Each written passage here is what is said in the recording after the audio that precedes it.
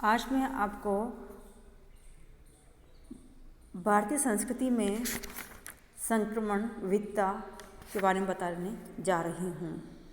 सदियों से भारतीय संस्कृति की विशेषताएं भारतीय समाज में विद्यमान रही हैं,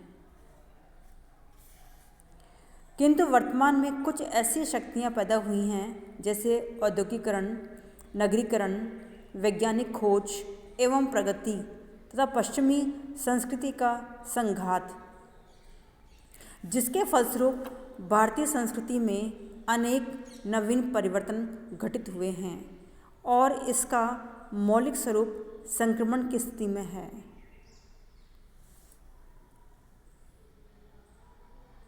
आज हम अध्यात्मवाद से भौतिकवाद की ओर अग्रसर हो रहे हैं। धर्म का प्रभाव कम होता जा रहा है। कर्म एवं पुनर्जन्म के सिद्धांतों में लोगों की आस्थाएं कम हुई हैं। पुरुषार्थ, ऋण, यज्ञ और संस्कार की अवधारणाओं के प्रति लोगों का रुझान क्षीण हुआ है। संयुक्त परिवारों का विघटन हो रहा है और उसके स्थान पर एकाकी परिवारों की संख्या बढ़ रही है। संयुक्तता एवं सहकारिता के मूल्यों का ह्रास हो रहा है। वर्तमान में जातीय व्यवस्था के नियमों का कठोरता से पालन नहीं हो रहा है। स्पष्ट है कि संपूर्ण संस्कृति परिवर्तन के दौर में है, किंतु यह उसका संक्रमण काल है। इसलिए हम इसमें एक तरफ परंपरागत विशेषताएं देख सकते हैं तो दूसरी तरफ नवीन मूल्यों का भी इसमें समावेश हुआ है। इस संक्रमण स्थिति में भी भारतीय संस्कृति में विघटन नहीं हुआ है, वरन अपनी अनुपम विशेषताओं के कारण वे एकता बनाए हुए है। सांस्कृतिक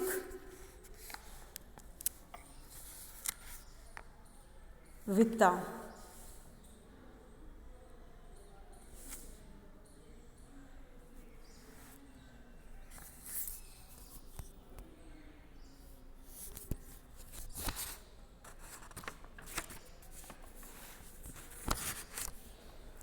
भारत एक बहुराष्ट्रीय राष्ट्र है। भारत में जनसंख्या, प्रजाति, धर्म एवं संस्कृति के आधार पर ही भिन्नता नहीं पाई जाती, वरन भाषा की दृष्टि से भी अनेक भिन्नताएं विद्यमान हैं। भारतीय भाषाओं एवं बोलियों के अध्ययन में जॉर्ज ग्रियर्सन का नाम उल्लेखनीय है। कुछ विद्वानों का मत है कि भारत में 1650 भाषाएं एवं बोलियां पाई जाती हैं। प्रत्येक भौगोलिक क्षेत्र या उपक्षेत्र की अपनी एक भाषा या बोली है। भारतीय भाषाई सर्वेक्षणों से यह ज्ञात हुआ है कि यहाँ लगभग 179 भाषाएं तथा 544 बोलियां प्रचलित हैं। भारत में जितनी भाषाएं पाई जाती हैं उन्हें प्रमुखतः 3 भाषा परिवारों में बांटा गया है। इंडो आर्यन परिवार, इसके अंतर्गत हिंदी, उर्दू, बंगला, असमिया, ओडिया, पंजाबी, सिंधी, मराठी, गुजराती, राजस्थानी, बिहारी, हिमाली आदि भाषाएं आती हैं। द्रविड़ भाषा परिवार के अंतर्गत तेलुगु, कन्नड़, तमिल, मलयालम एवं गोडी आदि भाषाएं आती हैं। ऑस्ट्रिक भाषा परिवार में मुंडारी, संथाली, खासी, हो, खरिया, बिरहो, भूमिज, कोरवा, कोरकू एवं जुआंग आदि भाषाएं सम्मिलित हैं। इनके अतिरिक्त चीनी तिब्बती परिवार की भाषाएं जैसे मणिपुरी, नेवाड़ी, लेप्चा एवं नगा भाषा का भी प्रयोग किया जाता है। भारतीय संविधान में 22 भाषाओं को मान्यता प्रदान की गई है। वे हैं असमिया, बंगाली, गुजराती, हिंदी, कन्नड़, कश्मीरी, मलयालम, मराठी, ओडिया, पंजाबी, संस्कृत, सिंधी, तमिल, तेलुगु, उर्दू, कोंकणी, मणिपुरी, नेपाली, बोडो, डोगरी, मैथिली तथा संथाली। इनमें से प्रत्येक की अपनी एक लिपि है। इनमें हिंदी का सर्वप्रथम स्थान है। इसके अतिरिक्त मालवी, भोजपुरी, मारवाड़ी एवं पहाड़ी भाषाएं भी महत्वपूर्ण हैं। जातीय विविधता। प्रत्येक समाज में सामाजिक स्त्रीकरण का कोई न कोई रूप देखने को मिलता है। कहीं सामाजिक स्त्रीकरण का बंद स्वरूप है तो कहीं खुला स्वरूप।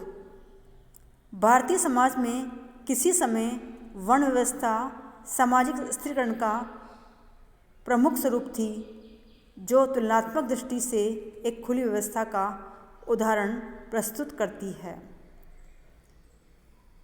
कालांतर में इसमें भी बंद स्त्रीकरण की विशेषताएं आती गई।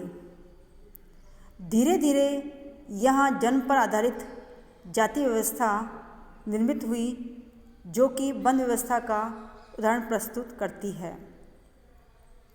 अर्थात जाति की सदस्यता जन्म के आधार पर प्राप्त होती है, जिसे व्यक्ति अपने जीवन काल में बदल नहीं सकता।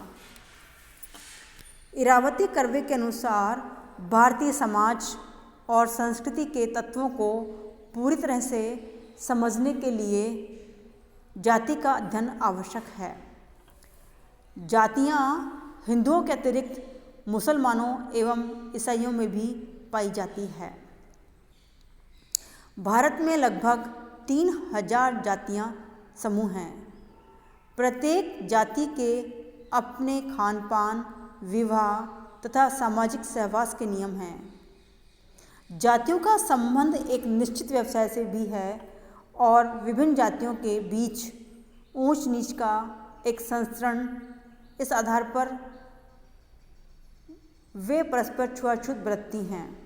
कुछ जातियां ऐसी हैं जो एक क्षेत्र विशेष तक ही सीमित हैं, जैसे मराठा, महर एवं मंग महाराष्ट्र में, पाटीदार एवं कुणबी गुजरात में, कामा एवं रेड्डी आंध्र प्रदेश, तेलंगाना में, इजावह केरल में ही पाए जाते हैं। संपूर्ण भारतीय समाज में विभिन्न जातियां खंडों में विभक्त हैं